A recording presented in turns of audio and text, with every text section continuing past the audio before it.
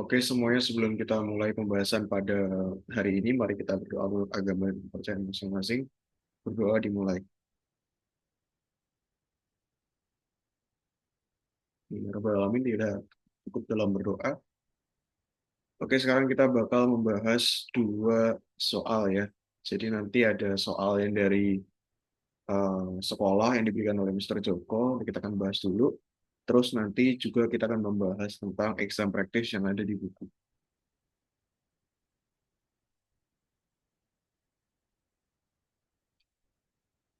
Oke, jadi yang pertama di sini kita akan membahas.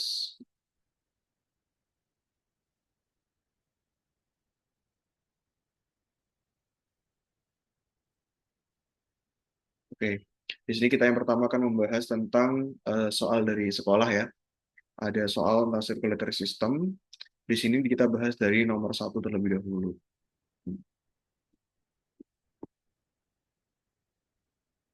Ya, jadi soal pertama adalah which statement describes arteries. Ya, di sini kita lihat kalau misalkan arteri itu ciri khasnya adalah dia punya dinding yang tebal, terus dia apa namanya mengalirkan darah menjauhi jantung ya.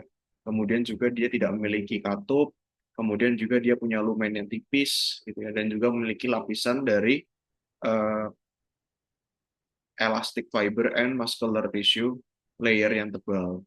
Jadi jawabannya yang A sudah jelas ya.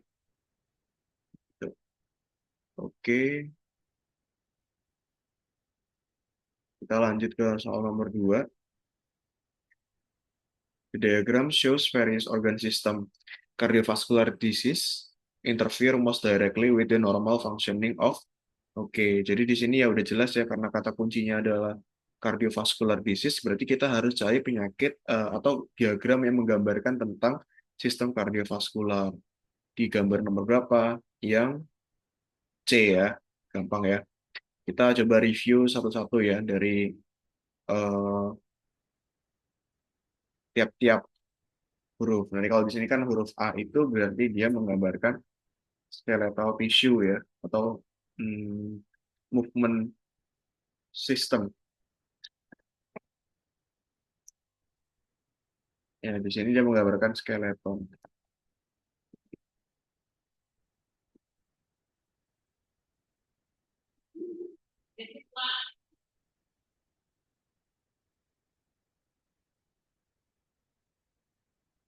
Movement system atau skeleton.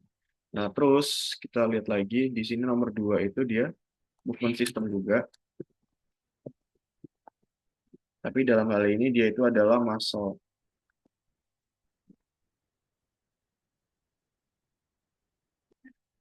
Terus di sini yang C itu cardiovascular system.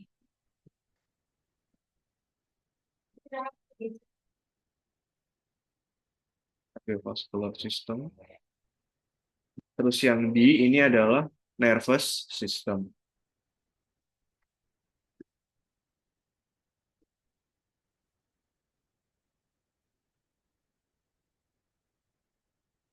Nervous system. Oke. Nah, terus kita lanjut lagi yang I, ini berarti kan sistem pernafasan ya yang terdiri dari hidung, tenggorokan, dan juga paru-paru, berarti dia respiratory system.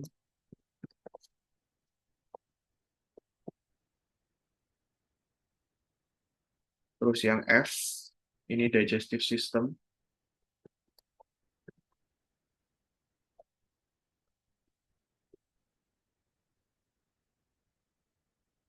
Terus yang G, ini adalah urinary system. Nephrourinary system. Atau bahasa Indonesianya sistem berkemih.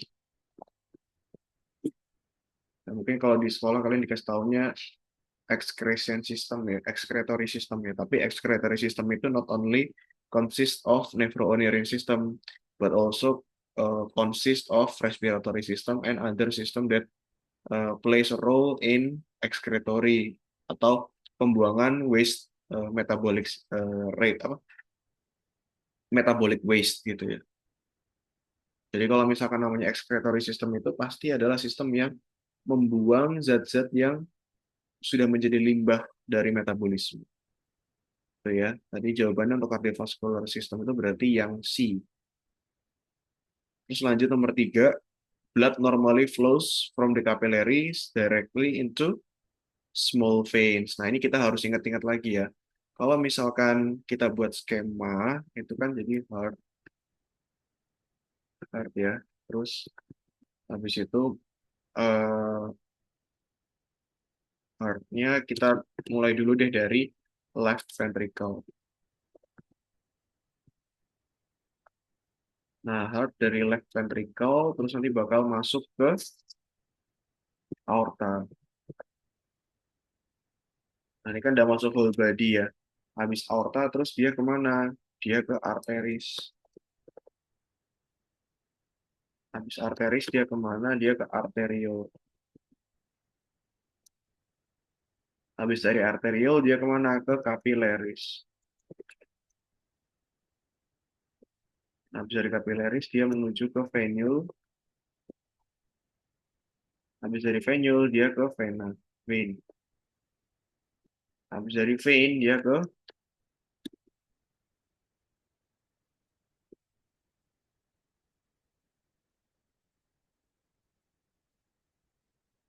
vena cava.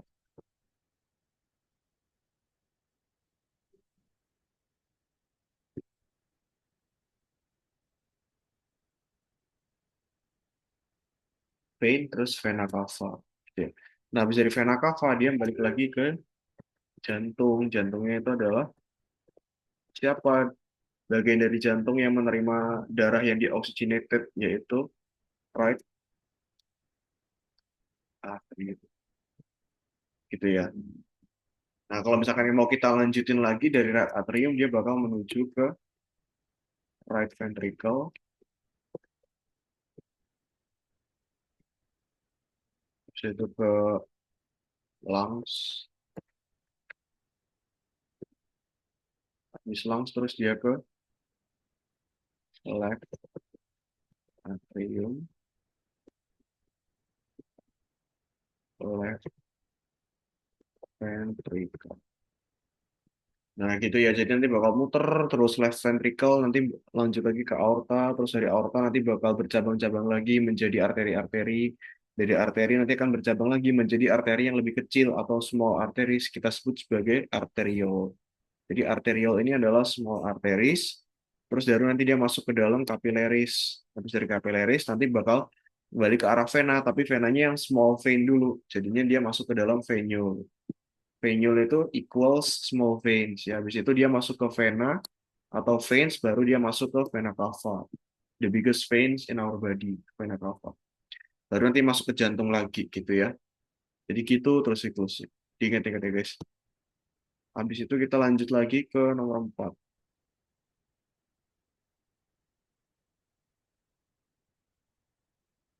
Ini ya. Ini nomor 4. Which body structures have wall one cell thick? Ya, jadi yang punya dinding one cell thick itu adalah capillaries sama alveoli gitu ya. Jadi kalau misalkan capillaries itu kita lihat seperti ini ya, misalkan ini diameter dari veins or arteries, nah capillaries itu sangat kecil ya guys, nah, sangat kecil. Nah kalau misalkan ini di zoom, ya kalau misalkan si capillaries ini di zoom, ya misalkan kayak gini. Nah dia tuh sebenarnya terdiri dari dindingnya itu terdiri dari satu sel doang, selapis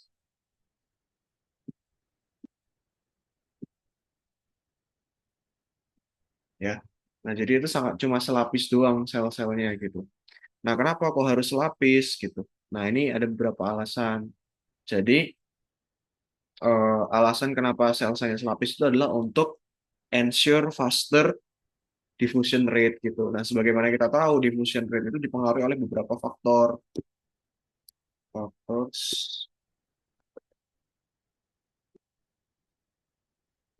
that eh, apa ya? Influence diffusion rate. Nah, yang pertama itu adalah distance. Berarti distance itu maksudnya adalah the smaller the distance, uh, the faster the diffusion rate gitu ya, or more efficient the diffusion process. Nah, setelah distance terus apa? Temperature. Nah, temperature ini berarti the higher the temperature, the faster the diffusion rate atau more efficient the diffusion rate gitu ya. Nah, habis distance, temperature, terus apa? Yang belum itu adalah surface area ya, surface area. Jadi the larger the surface area, the faster the diffusion atau the more efficient the diffusion process gitu. Kenapa? Karena kan kalau misalkan semakin luas areanya, maka nanti akan semakin banyak channel yang bisa memungkinkan terjadinya pertukaran materi gitu, atau kita sebut sebagai difusi. Sedangkan difusi itu sendiri kan adalah movement of particle from high temperature, from high concentration to low concentration kan. Nah, untuk bisa berpindah, in order to be able to move, the particle must enter some kind of channels. Nah, berarti the larger the surface area, the more the channels can be present at the environment. Habis surface area, terus apa yang terakhir itu adalah concentration gradient.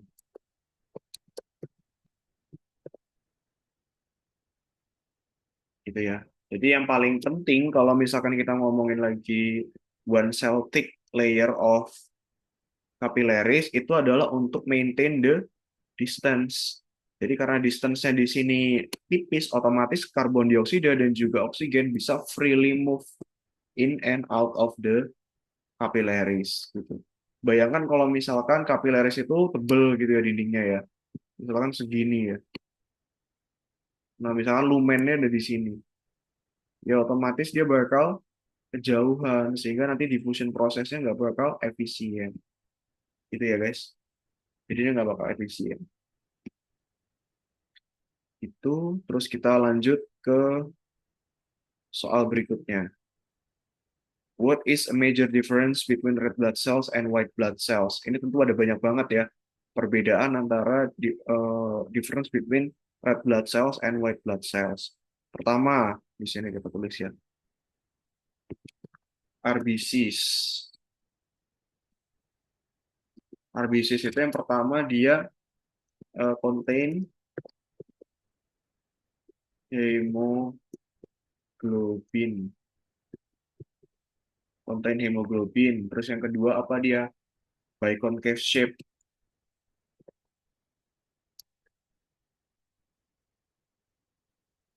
Terus yang ketiga apa? Dia the main function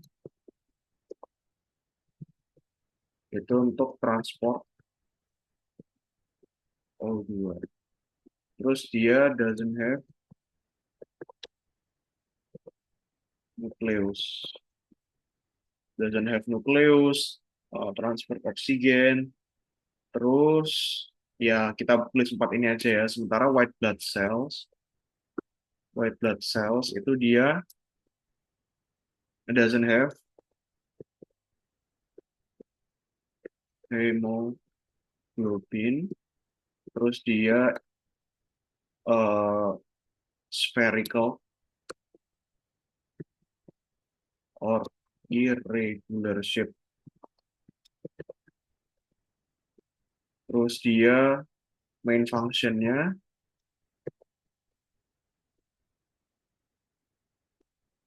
main function itu adalah immunity,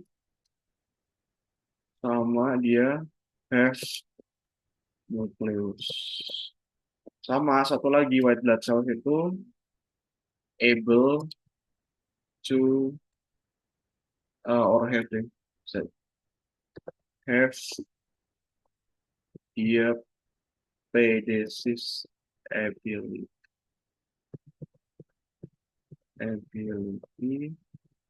to reach or move out from blood vessels into tissue. Nah, jadi kalau misalkan white blood cells itu dia pertama nggak punya hemoglobin, jadi warnanya nggak bakal merah kayak red blood cell. Terus bentuknya dia spherical ya atau irregular. Jadi ada yang bentuknya bulat, ada yang bentuknya irregular, kayak amuba gitu ya. Nah, terus fungsi utamanya itu adalah untuk imunitas. Nah, terus white blood cell juga itu pasti memiliki nukleus, nggak kayak red blood cell yang nggak punya nukleus.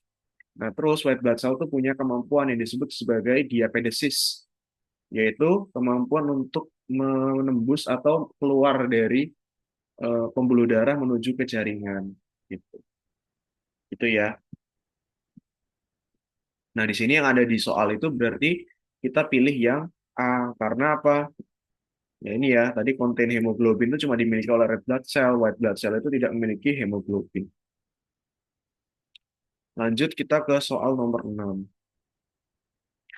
Which organic compounds are needed for synthesis of plasma membrane, contain a large amount of stored energy, and have been linked to cardiovascular disease? Ya, di sini dia itu disebut sebagai saturated fats ya. Jadi kita disuruh mencari zat yang bisa membantu produksi dari membran plasma. Nah, dia juga mengandung energi yang lebih besar dan juga berhubungan dengan penyakit kardiovaskular. Nah, jadi untuk saturated fats ini ya, jadi fats or lipids, lipids itu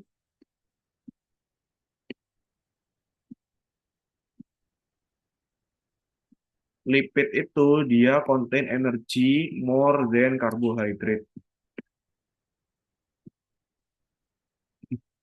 Tulisannya jelek ya. Nah, karbo approximately three times more energy compared to carbohydrate.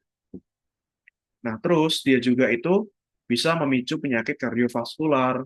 Penyakit kardiovaskular apa namanya? Namanya adalah aterosklerosis. Nah, jadi di sini Mister akan mencoba eh, menggambar lapisan dari blood vessel ya. Ini Mister potongnya memanjang ya.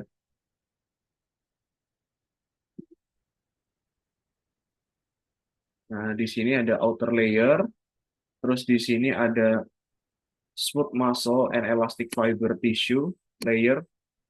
Nah, terus di sini ada lumen. Nah, terus di sini ada smooth muscle and elastic fiber layer lagi. Sama di sini ada outer layer gitu. Nah, when we have large amount of lipids in our bloodstream, ya. Jadi kalau misalkan kita punya banyak lipid di dalam bloodstream kita, the lipid will be sometimes the lipid will be deposited underneath the endothelium layer. Endothelium itu kan berarti yang ini ya. Nah, ini adalah endothelium layer. Cuma satu garis ini doang, itu endothel. Ya, endothelium layer. So the lipid will be deposited underneath the endothelium layer.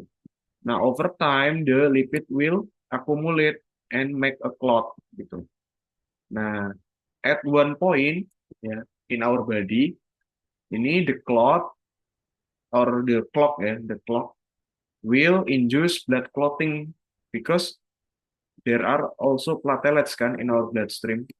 Nah, when our platelets have a friction with the accumulated fats in underneath the endothelium layer, ya, it will trigger the blood clotting mechanism, causing the formation of thrombus. Nah, this can be dangerous ya, because kan arteries itu always supply constant supply of oxygen into the tissue kan. Nah, when we have clogged artery, then the perfusion of oxygen into the tissue will be halted. Therefore, the tissue will suffer from hypoxia gitu. Jadi kalau misalkan arterinya nanti kehambat oleh karena ada sumbatan ya, yang disebabkan oleh sistem pembekuan darah yang aktif karena ada friksi atau gesekan antara platelet dengan lipid, ya accumulated lipid, maka nanti akan terjadi gangguan hantaran oksigen ke jaringan. Otomatis apa? Jaringannya akan mengalami hipoksia. Mereka seperti tercekik gitu ya. Nah, this can leads to several diseases. When the artery supplies into the brain tissue, The disease will be called as stroke.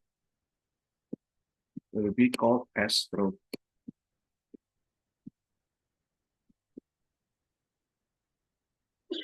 But when the artery supplies the blood for heart, so the disease will be called coronary heart disease, gitu ya. So the name of the disease is dependent on the target organ of the artery, gitu. Kalau misalkan the artery vascularize the brain tissue, then the disease will be called as stroke. But if the artery vascularize the heart, then the disease will be called as coronary heart disease. Why is called coronary heart disease? Because the name of the artery that vascularize the heart is called coronary artery.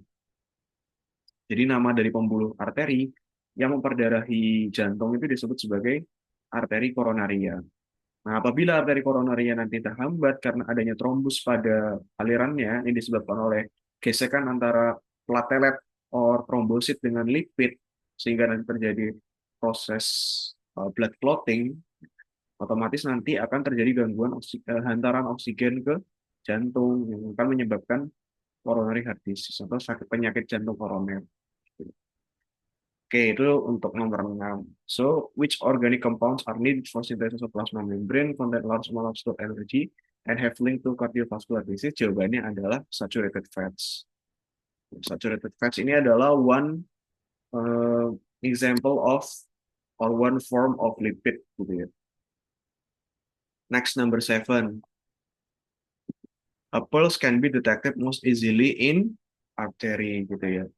Nah, ini sangat berhubungan dengan struktur dari arteri yang udah kita bahas sebelum-sebelumnya ya. Coba kita bahas lagi untuk struktur dari arteri. Jadi kalau arteri itu kan punya lapisan yang sama kayak vena ya, ada 3 lapisan.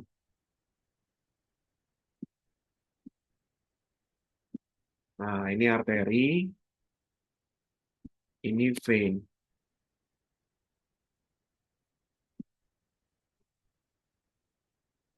Ya, notice the three differences between artery and ini arteri, ini vein ya. Notice the three differences between artery and vein. First, artery have small lumen compared to vein gitu ya. Also, arteries have thicker walls and also thicker elastic fiber and smooth muscle tissue. And arteries do not have valves alongside its root gitu ya. Kalau arteri itu kosongan aja dia kayak gini ya. Sementara kalau vein itu dia dilengkapi dengan valves gitu.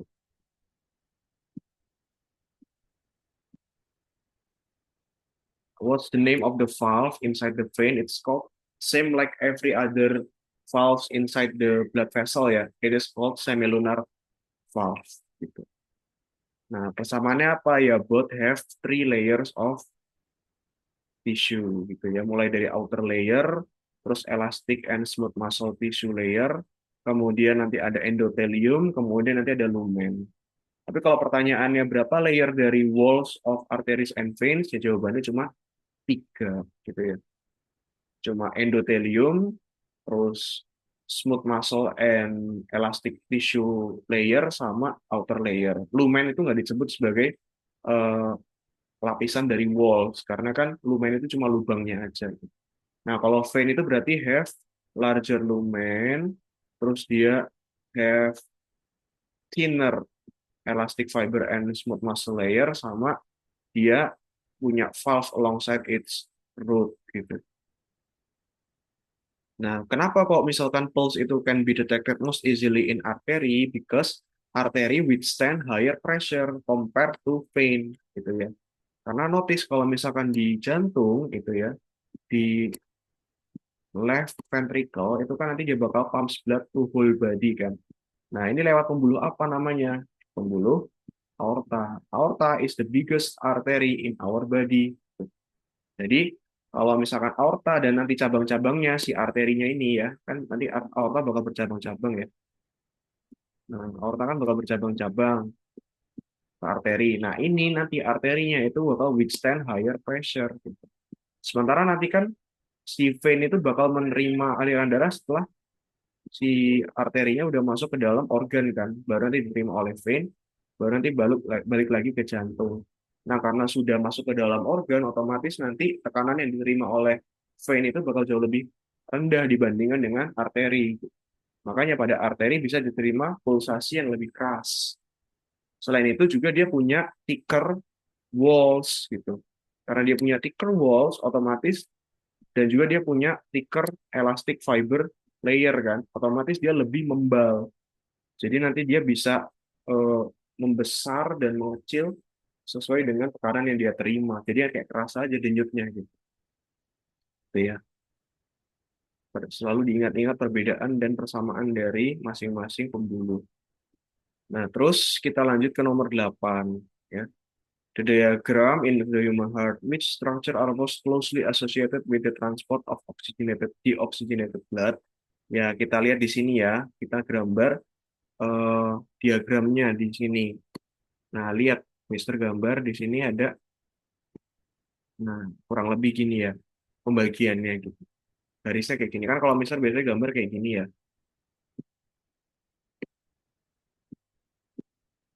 Nah, gini kan.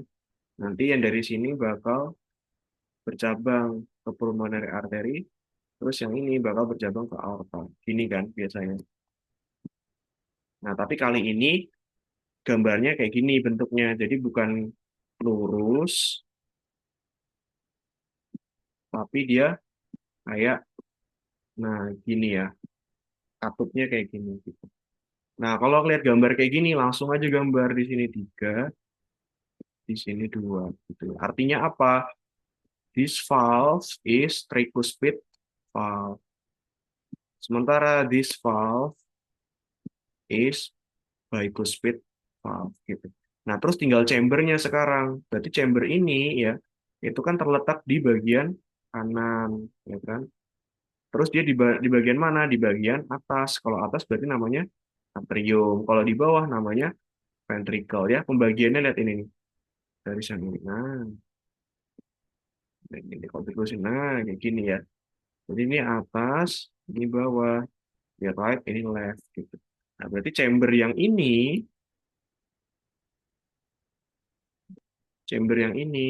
itu adalah right atrium gitu. Sementara chamber yang ini itu berarti left atrium. Chamber yang ini right ventricle, sementara chamber yang ini itu left ventricle gitu ya. Tinggal lihat pembagiannya. Terus kalau misalkan katup yang memisahkan antara atrium dan ventricle kanan di sini itu adalah katup tricuspid.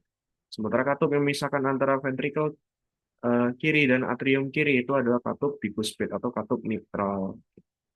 Nah, terus yang ini pembuluh darah ini itu adalah pembuluh vena cava. Lihat ya kan?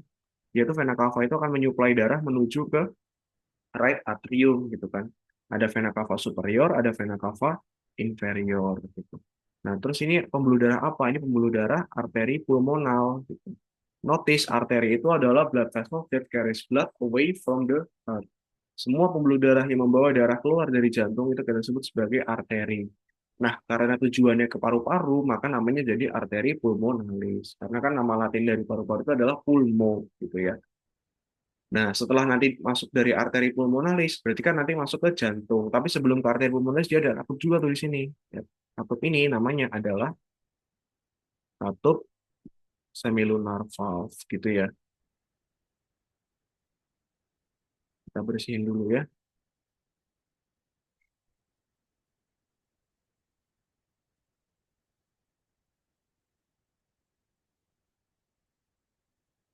Kita bersihkan dulu. Lihat, ini adalah katup semilunar valve ya, ada dua. Ada yang di arteri pulmonal sama ada yang di aorta. Nah, setiap kalian melihat struktur lengkungan dengan tiga cabang, ini udah pasti aorta. Dan aorta itu pasti berasal dari left ventricle. Gitu ya. Kalau arteri pulmonal itu pasti berasal dari right ventricle. Tujuannya kemana? Ke paru-paru. Di sini nanti ada paru-paru nih di sini. Nah, ada dua paru-paru ya kan. Terus nanti aliran darahnya bakal masuk lagi ke jantung. Lewat mana? Lewat pulmonary vein. Ini ya. Dua ini adalah pulmonary vein. Nanti masuk ke dalam left atrium di sini, left atrium. Nah, dari left atrium melewati katup tricuspid, ya kan? Nah, melewati katup tricuspid, katup bicuspid, sorry, katup bicuspid atau katup mitral di sini ya. Terus nanti dari left ventricle bakal dipompa menuju ke aorta melewati semilunar valve lagi ke whole body. Nah, berarti kita coba bersihin lagi. Kalau misalkan seperti itu konsepnya, berarti darah yang dioksigenate itu ada di sebelah kanan ya, ada di right atrium sama di right ventricle gitu. Ini dioxygenated semua, bahkan nanti sampai ke pulmonary artery darah masih dioxygenated. Kenapa? Ya karena kan bakal difilter itu di paru-paru gitu. Jadi sebelum masuk ke dalam paru-paru pasti darahnya dioxygenated semua. Baru nanti setelah masuk paru-paru terjadi proses difusi, karbon dioksidanya keluar, oksigennya masuk, darah menjadi oxygenated kembali. Berarti darah mulai oxygenated di mana di sini? Di pulmonary vein, terus nanti ke left atrium, terus left ventricle, baru whole body. Baru nanti ketika darahnya udah dioxygenated, siap diedarkan kembali ke seluruh tubuh. Nah, jadi pertanyaannya kalau misalkan yang dioxygenated berarti yang sebelah kanan kan tadi, ya kita gambar lagi, sebelah kanan termasuk pulmonary artery. Berarti yang mana? I, H, G, F, sama B. Ya, jangan lupa. I, H, F, ya. Coba yang A, B, C bukan salah. B, F, I ya jawabannya betul yang B. Ya, mudah ya, harus dihafalkan urutannya.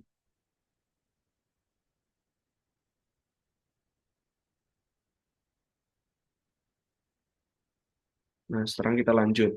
The diagram represents several major circulatory pathways in the human body, which sequence represent the normal blood flow in circulation in the lungs. Ya.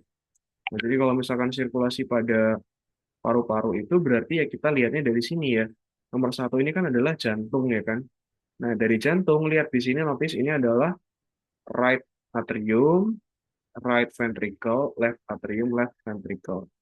Nah, nomor satu jantung dari right ventricle memompa darah keluar dari jantung menuju kemana? Ke pulmo atau lungs ya kan. Berarti nomor 6 ini arteri apa namanya? Arteri pulmonalis gitu kan. Karena dia carries blood away from the heart and towards lung, maka namanya arteri and pulmonal.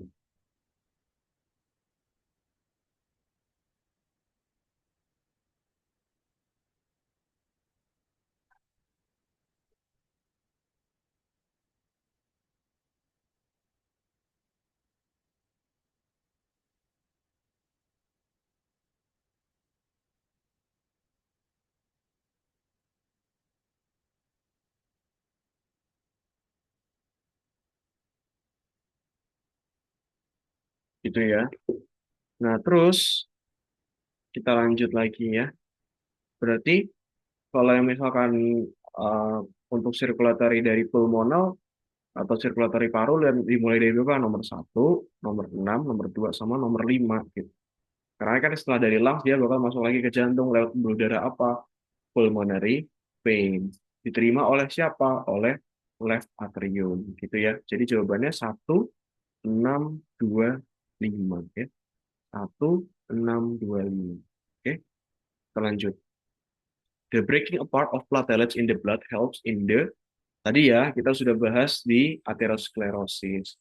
Jadi nanti ketika atherosclerosis, plak itu nanti dapat memicu gesekan antara platelets dengan lipid, ya, lipid yang ada di dalam plak. Otomatis nanti pemecahan dari si platelets itu akan menyebabkan rangkaian episode dari blood clotting atau pembekuan darah, gitu ya, atau formation of a clot, gitu ya. Jawabannya yang B. Gitu. Jadi tugas utama dari platelets itu adalah untuk menghentikan perdarahan. Sebetulnya tujuannya itu kalau misalkan kita luka nih, misalkan di tangan luka lecet ya. Nah, itu fungsinya dari platelets itu adalah menghentikan perdarahan yang ada di luar gitu. Karena kalau misalkan platelets ketemu dengan foreign particles, ya, including air and then lipid, the platelets will be broken down, bakal pecah ketika bertemu udara, bertemu dengan zat-zat asing, termasuk juga lipid atau saturated fat tadi. Makanya kalau misalkan terjadi di luar tubuh itu efek yang kita inginkan, sehingga nanti kita kalau berdarah tuh nggak terus-terusan. Tapi bisa jadi bahaya kalau misalkan benda asing tersebut itu terdapat di dalam tubuh kita, gitu ya. Misalkan di dalam pembuluh darah itu bisa gawat karena nanti malah memicu pembekuan darahnya, malah memicu aliran darah yang berhambat. Otomatis apa? Kalau misalkan di otak bisa pecah itu nanti ya, karena dia ke blok, otomatis darahnya kan terus mengalir terus kan, otomatis pembuluh darahnya bisa pecah karena nggak kuat menahan dari darah yang terus-terusan masuk. Itu nomor 10 itu adalah formation of clot. Nomor 11, if a human system fails to function properly, what is the most likely result? Nah, ini jawabannya berarti change in homeostasis atau disturbance in homeostasis. Jadi apa itu homeostasis? Ya, udah beberapa kali Mister jelaskan ya. Homeostasis itu adalah just like the default setting of human to function properly. Jadi default, jadi manusia itu diciptakan sudah ada default settingnya gitu. Misalkan temperature in at approximately 36 degree Celsius gitu. Terus blood pressure at approximately 120 per 80 degree millimeter mercury. Terus misalkan apa lagi? Base acid base balance di dalam tubuh itu apa namanya? pH dalam darah kita itu disetting dalam pH yang normal gitu. Nanti misalkan di dalam lambung pH-nya asam, itu tuh semua udah default setting. Kalau misalkan ada kegagalan fungsi organ, otomatis nanti default settingnya itu bisa terganggu, gitu ya. Terus number 12, the main function of the human digestive system is, nah ini sebenarnya nggak masuk ke dalam materi kita ya. Cuma kalau yang perlu jawabannya berarti yang C ya, breakdown of glucose in order to release energy. Ya sebenarnya nggak cuma glucose tapi other macronutrient. Next. Which two systems are most directly involved in providing molecules needed for the synthesis of fats in human cells? Ya, ini jawabannya adalah digestive dan circulatory. Digestive system itu nanti bakal berfungsi untuk produksi dari lipid ya, terutama di hepar atau liver. Nah, circulatory system itu assisting in the process of transporting the materials needed to construct the new lipid. Number 14. Which body system is correctly paired with its function? Oke, kalau yang ini jawabannya udah otomatis C ya. Circulatory itu fungsinya adalah untuk transport materials for energy release in body cell. Itu udah jelas. Kalau excretory system itu fungsinya adalah untuk apa? Clearing waste, metabolic waste from our body, or getting out or get rid of metabolic waste from our body. Itu fungsi dari excretory. Kalau digestive system fungsinya itu adalah untuk breaks down macromolecule or macronutrient in order to produce ATP. Jadi digestive system itu fungsinya adalah untuk breaks down macromolecule into micromolecule. So it can be metabolized in our cells. Kalau respiratory itu fungsinya ya berarti untuk gas exchange system ya, in order to uh, enable the gas exchange system in our body. Terus number 15, the failure of to regulate pH in the blood can affect the activity of yang E ya, enzymes that clot blood. Ingat kalau misalkan enzymes itu kerjanya dipengaruhi oleh beberapa hal termasuk pH, kemudian juga temperatur, terus nanti konsentrasi dari enzim.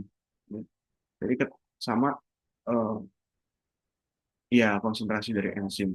Jadi kalau misalkan ada perubahan pH karena misalkan kegagalan organ, itu nanti bakal berpengaruh ke kinerja enzim, termasuk enzim that clot blood. Sebenarnya eh, broad spectrum ya, eh, berbagai jenis enzim yang bisa terpengaruh, tapi salah satunya di pilihan ini Disebutkan itu adalah enzim yang berfungsi untuk pembekuan darah. And then number 16, the sickle cell trait is an inherited condition resulting from presence of abnormal molecules of protein hemoglobin in red blood cell. A person with the sickle cell trait may have a child with the same condition because the child receives from the parent apa yang diterima oleh anaknya dari orang tuanya gitu. Yang jelas bukan langsung hemoglobinnya gitu. Karena kan hemoglobin over time nanti mereka ketika sudah lahir kan bakal diproduksi terus-menerus oleh tubuh mereka sendiri kan. Jadi kalau misalkan yang diwariskan oleh orang tuanya cuma abnormal hemoglobinnya doang, ya berarti nanti the children will only suffer from abnormal hemoglobin for several times after born gitu. Karena nanti setelah itu kan mereka bakal produksi sendiri. Nah, tapi kan ini penyakit keturunan gitu. Nah, artinya yang diwariskan dari orang tua ke anak itu bukan hemoglobin yang sudah rusak, tapi kode untuk memproduksi hemoglobin yang sudah rusak. Nah, kode itu kan sifatnya permanen dan terdapat di dalam nukleus sel, gitu kan. Jadi kalau misalkan kita mau ubah juga nggak bakal bisa. Dan anaknya nanti bakal menderita seumur hidupnya, gitu. Karena kan berarti seumur hidupnya nanti dia bakal memproduksi hemoglobin yang abnormal, gitu. Karena cetakannya udah rusak duluan. Jadi jawabannya adalah yang C, code for the production of abnormal hemoglobin. Oke, gitu ya. Pembahasan untuk soal dari sekolah. Selanjutnya kita coba untuk bahas soal di buku teks ya.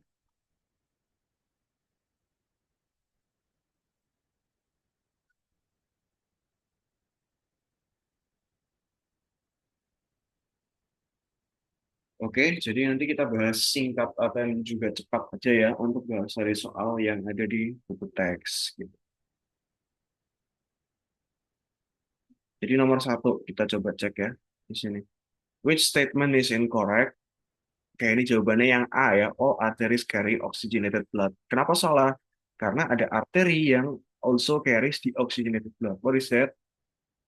Pulmonary artery. The only artery that carries the oxygenated blood is pulmonary artery. Jadi karena itu, arteri itu definisinya bukan blood vessel that carry oxygenated or deoxygenated blood, bukan itu. Tapi definisinya adalah blood vessels that carries blood away from the heart. Yang aliran darahnya menjauhi jantung itu kita sebut sebagai arteri. Draw a label diagram to show the structure of an artery wall. Ya, tadi sudah kita bahas ya, artery wall itu ada 3 lapis. Kalau artery wall-nya ya, artery wall ada 3 lapis. Ada outer layer, ada smooth muscle and elastic fiber tissue layer, terus juga ada endothelium. Tapi kalau dia layers of arteries, kalian boleh sebutin juga lumen. Nah, notice kalau misalkan arteri itu dia lumennya tipis. Jadi yang tebel itu adalah smooth muscle and elastic fiber layernya. Beda sama vein. Vein itu dia lumennya tebal. Ya, jadi lumennya dia diameternya luas sehingga nanti dindingnya itu tipis. Nah, explain how the structure of an artery wall relates to its function. Ya otomatis benar ya kalau misalkan arteri itu kan dia punya smooth muscle and elastic fiber layer yang tebal gitu kan. Nah, itu nanti bisa menyebabkan dia withstand higher pressure when facing the direct pulse from ventricle gitu ya. Terus give two differences between the structure of a vein and the structure of a capillary. Two differences ya. Vein itu berarti otomatis apa? It has higher lumen larger lumen diameter, and then it has 3 layers of wall gitu. Sementara kalau capillary itu dia small lumen sama dia only consist of one cell thick wall gitu ya. Terus lanjut. Many animals have hearts that pumps blood through a network of blood vessels. What is the correct term for circulation of a mammal? Open single, closed single circulation, open single circulation, closed double, sama open double. Mammals itu kita menggunakan closed double circulation. Nah, kita bahas dulu ya. Ada closed circulation, ada open circulation.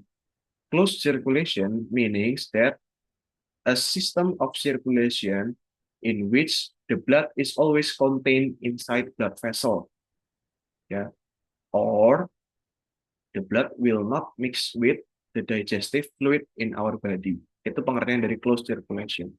Berarti kalau open circulation, berarti kebalikannya. The blood is not always contained inside blood vessel, or the blood will mix with digestive fluid in our body. Itu open sama close. Nah, sekarang ada single sama double circulatory system. Kalau single circulatory system berarti the blood enters the heart once. Kalau closed circulatory system berarti the blood enters the heart twice in a single cycle. Itu ya. Nah, kalau mammals itu closed double. Berarti dia darahnya masuk ke dalam jantung 2 kali dalam satu siklus. In one cycle, the blood enters the heart twice. Then the blood is always contained inside blood vessel, or the blood will not mix with digestive fluid.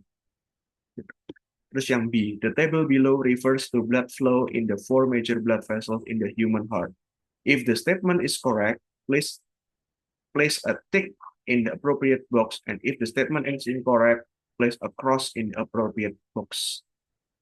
Nah, aorta itu carries blood away from the heart. Betul, karena aorta itu adalah arteri. Nah, terus aorta carries the oxygenated blood. Ya, otomatis salah ya. Jadi kalau misalnya ini, tick, ini cross. Kok cross? Sorry, Mister salah baca.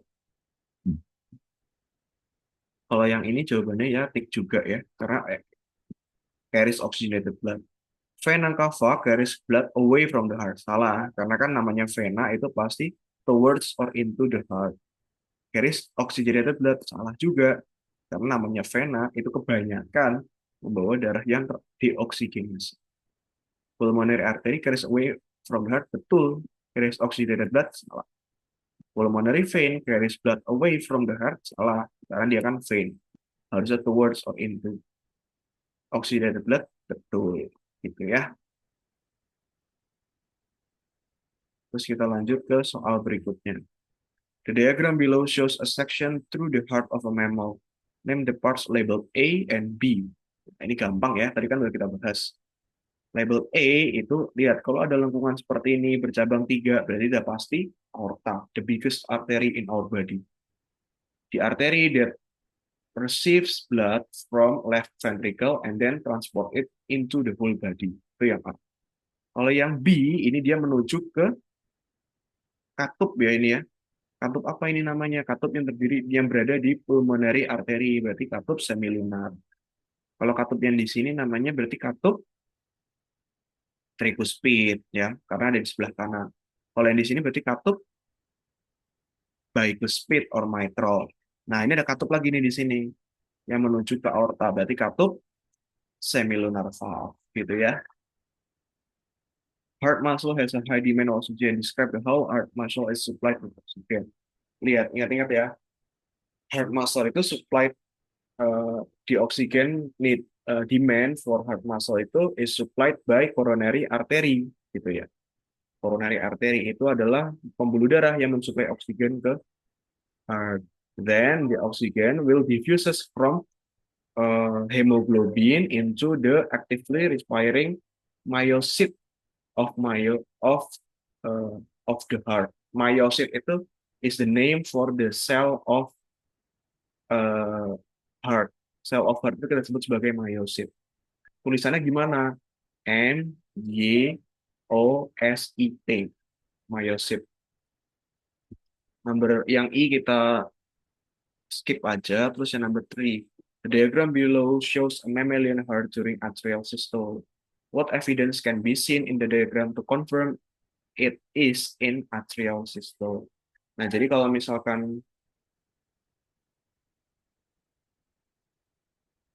oke, kita lihat dari gambarnya dulu ya. Kita lihat dari gambarnya. Di sini disebut, kalau di sini tuh disebut sebagai atrial systole. Atau sebetulnya atrial systole itu nama lainnya adalah diastole. Systole itu sama diastole beda ya. Kalau systole itu kan contraction of the ventricle. Diastole itu contraction of the atrium. atrium kontraksi. Nah, kalau atrial systole di sini berarti yang dimaksud adalah diastole, berarti the contraction of atrium. Kenapa kok di gambar ini disebut sebagai contraction of the atrium? Lihat, kalau misalkan atrium kontraksi, ya, otomatis yang terbuka itu adalah katup tricuspid sama katup bicuspid, karena kan darahnya bakal mengalir dari atrium ke ventricle. Gitu. Nah, kalau misalkan darah mengalir dari atrium ke ventricle, berarti tricuspid dan bicuspid terbuka, sementara katup semilunar valve-nya bakal tertutup. Ya, kayak gitu ya ceritanya ya. Berarti both the semilunar valves, salah. The semilunar valves are closed and the atrioventricular valves are open. Ya, lihat aja yang ada di gambar ini ya. Humans and fish are both animals that have heart and a network of blood vessels. However, there are some differences in their circulatory system. The diagrams below illustrate a human circulatory system and a fish circulatory system. Describe the circulatory system in a blood in a fish using the information in the diagram.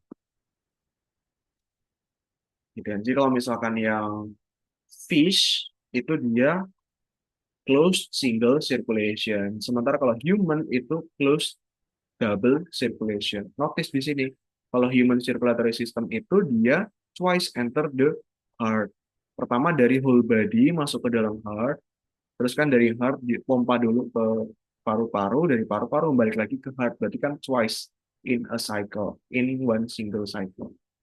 Nah, kalau fish circulatory system itu cuma sekali aliran ini terus kemudian.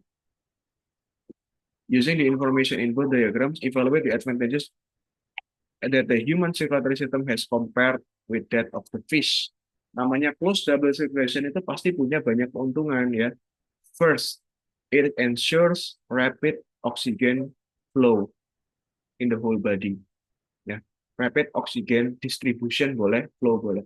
Rapid oxygen distribution in the whole body. Sama yang kedua, it can maintain higher oxygen concentration throughout the circulatory system. Compare with the oxygen concentration inside the actively respiring cell. Gitu. Ya, kemungkinan dua itu aja lah ya kita sebut ya. Jadi yang pertama adalah faster oxygen distribution sama higher oxygen concentration because the oxygenated and oxygenated blood is not mixed with each other. Nah, describe the cardiac cycle.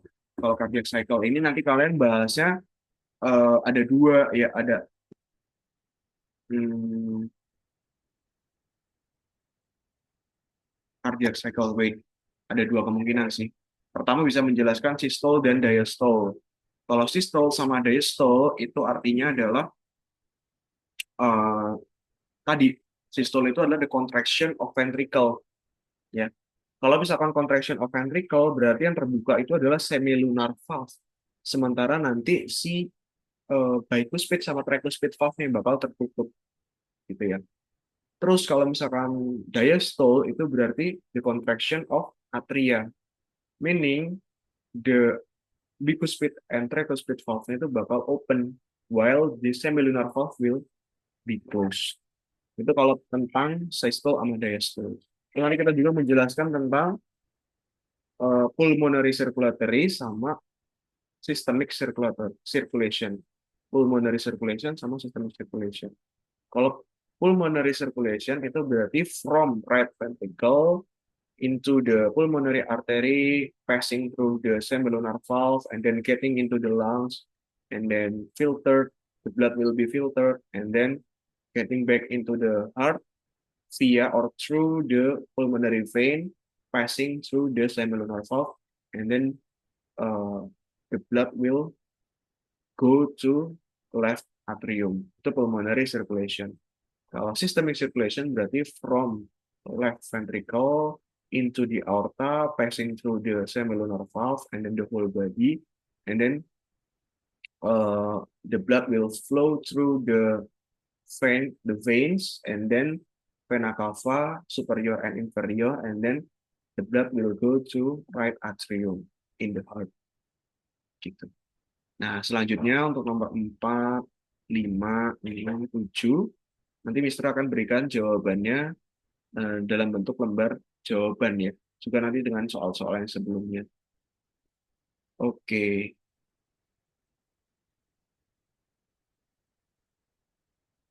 that's all guys. Semoga pelajaran hari ini berguna buat kita semua. Sebelum Mister tutup, mari kita berdoa menurut agama dan kepercayaan masing-masing, berdoa di mulut. See you guys. Thank you.